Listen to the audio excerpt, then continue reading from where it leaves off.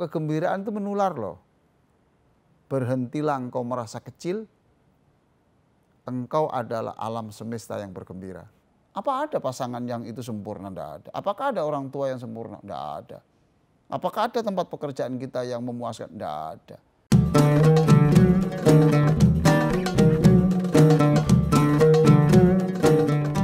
Tadi saya jelaskan mengapa kita harus bergembira. Tidak boleh bersedih. Iya, sebab kegembiraan itu menular loh. Kalau saya duduk dengan sebelah orang yang selalu ceria itu saya senang.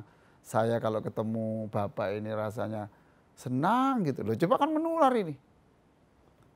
Nah kalau dengan sebelah orang yang selalu mengeluh. Orang ini selalu mengeluh, saya ikut sedih juga. Bahkan kesedihannya itu menular sampai melampaui ruangannya. Karena ada orang sedih kemudian saya kirim pesan kepada istri saya dekat dengan orang ini loh, kenapa ya kok sedih? Jadi kesedihannya di sini ditransfer juga di tempat yang jauh. Maka jangan bersedih, la tahzan, jangan bersedih. Nah yang berikutnya adalah kenapa kita harus bergembira? Sebab kegembiraan itu adalah sebuah sumbangsih kita di dalam menjalani kehidupan. Maka Jalaluddin Rumi pernah mengatakan ya, berhentilah engkau merasa kecil, engkau adalah alam semesta yang bergembira. Nah, itu pesannya Jalaluddin Rumi. Jangan hentikan kamu merasa kecil, merasa terpuruk, merasa gini.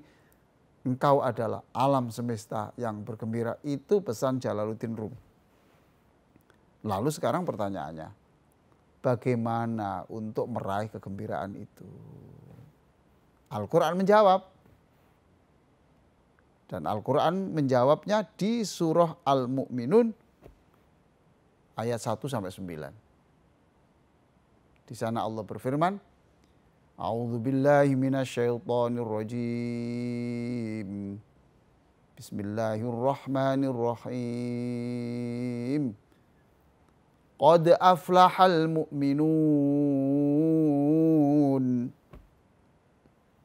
Qad itu sungguh, aflaha fi'il madi, itu artinya pasti.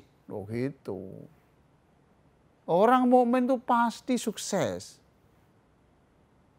Orang mukmin itu pasti gembira, gitu. Pernyataan Allah. Orang mukmin, lah imannya kuat, teman. Imannya kuat, jadi senang, optimis dengan Allah itu optimis, senang sekali. Itu. Siapakah orang mukmin yang sesungguhnya itu? Diterangkan pada ayat berikutnya, alladzina hum fi sholatihim khashi'un. Orang yang jiwanya itu ditundukkan melalui ibadah sholat. Selama sholat itu dia ditundukkan, tunduk kepada kemauan Allah, tunduk kepada takdir Allah. Ya. Rasulullah sendiri itu sampai mengatakan, hiburanku ya tidak ada lagi kecuali sholat. Coba. Jadi sholat itu hiburan. Lain dengan kita. Sebagian kita kan sholat itu beban, bukan kegembiraan. Itu. Jadi setelah sholat kemudian senang karena apa? Bebannya sudah hilang. Kalau Rasulullah itu tidak. Dengan sholat itu memang sholat itu merubah jiwanya yang asalnya itu agak kering menjadi subur.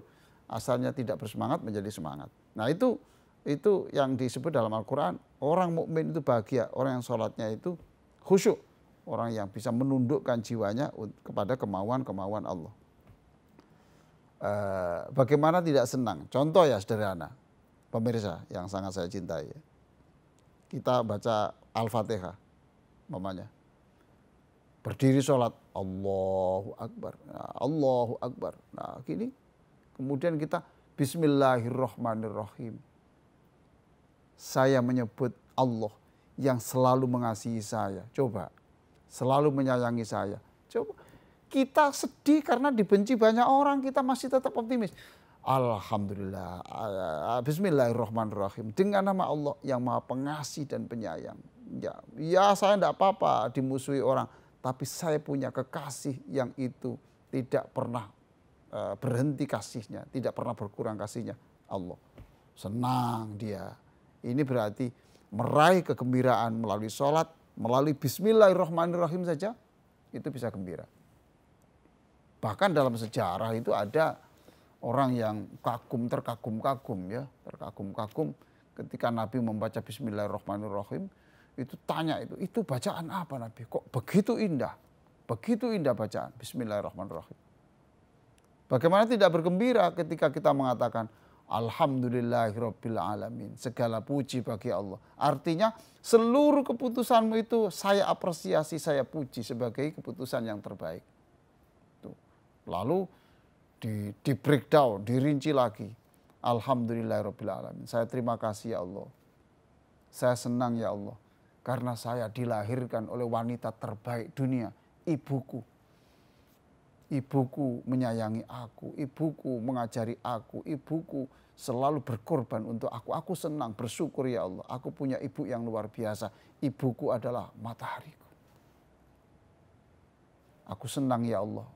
Engkau takdirkan aku punya ayah, yang ayah itu pekerja keras. Bahkan pernah hampir jatuh kecelakaan hanya untuk mencari biaya supaya saya bisa kuliah, bisa sekolah. Senang ya Allah. Saya senang ya Allah, saya mempunyai pasangan hidup. Anak saya itu menjadi anak mulia, bukan karena tangan saya, tapi karena pasangan hidup saya. Saya banyak kerja di luar, istri saya ini yang selalu mendidik anak saya menjadi anak yang sopan, bisa baca Quran, mengenal Rasulullah, mengenal Allah, siap berkorban untuk Rasulullah, siap berkorban untuk Allah. Senang ya Allah, saya punya seperti ini. Jadi ini namanya zoom in namanya. Bagaimana kebaikan orang itu kita zoom in, senang. Tapi kalau kita itu zoom out kebaikannya, atau kebalik kita ingat-ingat yang kejelekannya, tidak mungkin bahagia kita. Tidak mungkin. Apa ada pasangan yang itu sempurna? Tidak ada. Apakah ada orang tua yang sempurna? Tidak ada. Apakah ada tempat pekerjaan kita yang memuaskan? Tidak ada. Nah, tapi yang kita zoom in, kita besarkan gambarnya adalah yang senang-senang, maka kita sholat itu happy, senang. Wah, masih banyak lagi. Apalagi ketika sami Allahu liman hamidah. Itu, ya Allah yang berhak dipuji engkau. Itu. Saya dicaci, tidak apa-apa ya Allah. Karena yang berhak dipuji hanya engkau ya Allah. Aku tidak berhak. Senang. Jadi itu beberapa cara bagaimana menjadi bahagia adalah satu diantaranya sholatlah dengan sempurna yang bisa menundukkan jiwa kita ini lebih dekat pada Allah dan Rasulullah SAW.